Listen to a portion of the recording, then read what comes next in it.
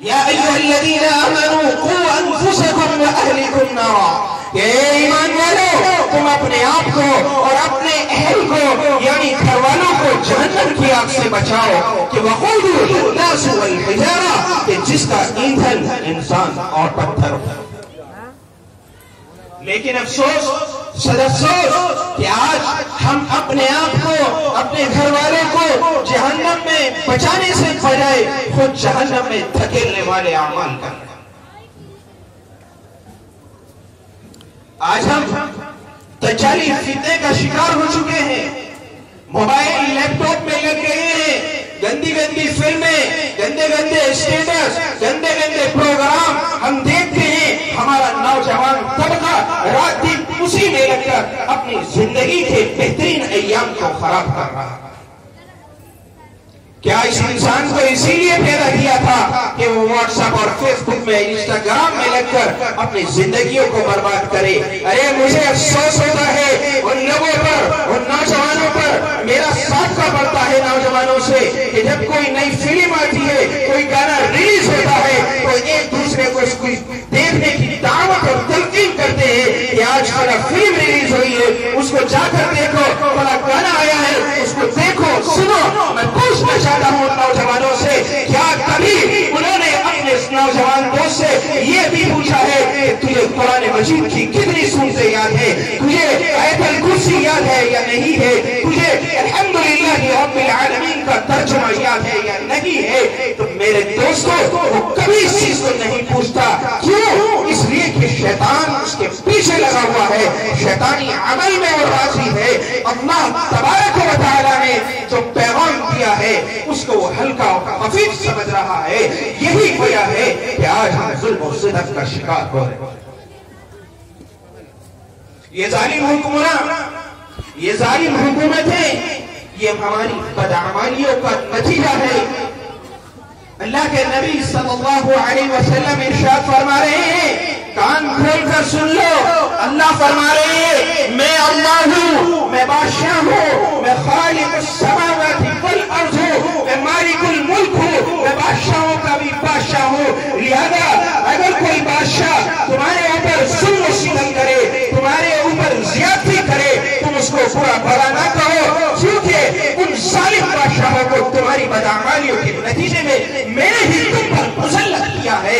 اگر تمہیں ان ظالم بادشاہوں سے شکایت ہے تو ان کو برا بھلا نہ کہو، اپنے اعمال کی اصلاح کرو، اپنے اعمال کی درستگی کرو، میرے در پر آؤ، اس سے اپنی رحمت کی بھیک مانگو، میں تمہارے اعمال کی اصلاح بھی کروں گا اور تمہاری مغفرت بھی کروں گا اور تمہارے اعمال کو اس سے بہتر بناؤں گا۔ یہ دن رات حالات کا رونا، یہ انسان کی بدعمالی۔ قرآن کہہ رہا ہے، احادیث کہہ رہی ہے، جناب رسول اللہ صلی اللہ علیہ وسلم ارشاد فرما رہے ہیں، اعمالکم وابالکم، کہ تمہاری اعمال ہی تمہارے حکمراں ہیں، جیسے تم عمل کرو گے ایسے حکمراں تمہارے اوپر مسلط کیے جائیں۔ قرآن نے کہا ما اصابکم من مصیبہ فبما کسبت ایدیکم ویعفو عن کثیر، کہ انسان کے اوپر جو بھی مصیبت آتی ہے، جو بھی پریشانی آتی ہے، وہ اس کی بدعمالیوں کا نتیجہ ہے، اس کی ہاتھوں کی کمائی کا نتیجہ ہے، اور بہت ساری چیزیں تو ایسی ہیں کہ ہم اس کو معاف کرتے ہیں۔ اللہ تبارک و تعالی ایسا نہیں ہے کہ یوں ہی اپنے بندوں پر ظلم کرے۔ یہ ذرا ذرا سی مصیبتیں، ذرا ذرا سی تکلیفیں، ذرا ذرا سی پریشانیاں جو انسان کے اوپر آتی ہے، یہ اللہ تبارک و تعالی محبت میں پریشانیوں کو بھیجتا ہے تاکہ اپنے بندوں کے مصیبتوں اور پریشانیوں کی سبب گناہ معاف ہو جائے اور یہ میرے پاس واپس لوٹ آئے۔ قرآن نے اعلان کیا، ظہر الفساد فی البر والبحر بما کسبت ایدی الناس لیذیقہم بعض الذی عملوا لعلہم یرجعون، کہ چاہے خشکی ہو، سمندر ہو، اس میں جو فتنے، فساد، پریشانیاں آتی ہیں، یہ انسان کی بدعمالیوں کا نتیجہ ہے، ان کے اور یہ سزا ہم اس لیے دیتے ہیں لعلہم یرجعون کہ بندہ میری طرف واپس ہو جائے۔ ہم چاہتے ہیں ایک دوسرے سے دعاؤں کی درخواست کر لیں اور ہماری مشکلات حل ہو جائیں۔ خود کچھ نہیں کرنا، مفتی صاحب دعا کرنا، میں کیوں دعا کروں تیرے واسطے؟ مجھے کیا غرض پڑی؟ میں اپنے لیے دعا کروں گا، تمہارے لیے دعا کروں گا۔ مفتی صاحب یہ کرنا وہ کرنا، جو انسان اپنے لیے اپنی ضرورت کو خود مانگ سکتا ہے وہ دوسرا کبھی نہیں مانگتا۔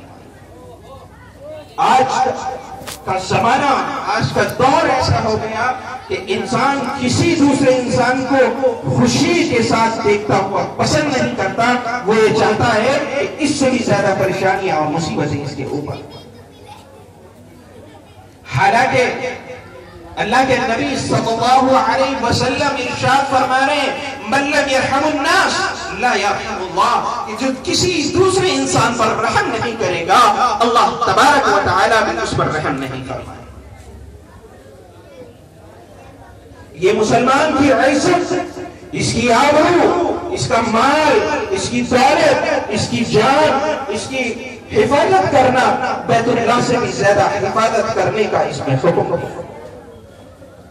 میں آپ کو حضرت عبداللہ بن مسعود رضی اللہ تعالیٰ عنہ کی روایت سناتا ہوں۔ وہ فرماتے ہیں کہ ہم جناب نبی کریم صلی اللہ علیہ وسلم کے ساتھ مکہ المکرمہ میں داخل ہوئے۔ آپ علیہ السلام نے بیت اللہ کا طواف کرنا شروع کیا۔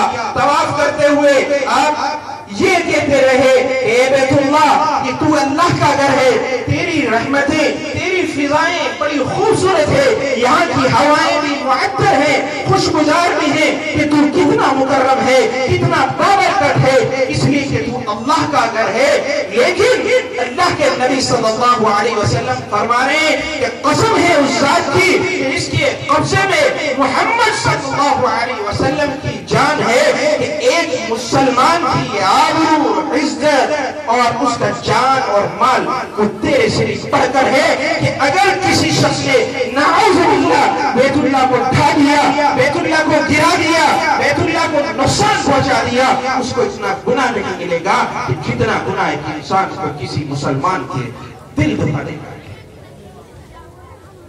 بات سمجھ میں آ رہی ہے؟ ہمارا پڑوسی ہم سے ناراض، ہمارا بھائی ہم سے ناراض، ہمارے چچا ہم سے ناراض،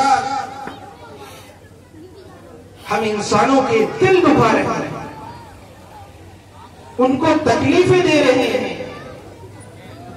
اللہ کے نبی صلی اللہ علیہ وسلم ارشاد فرما رہے ہیں الراحمون یرحمهم الرحمن ارحموا من فی الارض یرحمهم من فی السماء، کہ اللہ تبارک و تعالی اس شخص پر رحم فرماتا ہے جو اپنے بھائیوں پر رحم فرماتا ہے۔